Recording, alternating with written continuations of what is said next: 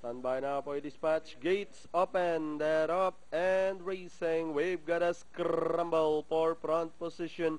King Rampire running by the rail and Dottie outside. Lady wants to know.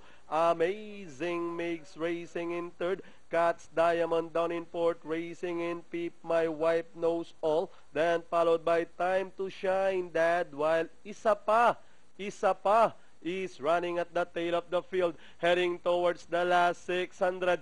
King Rampire in command, moving up by the Amazing Mix. Lady Wants to Know is on the outside.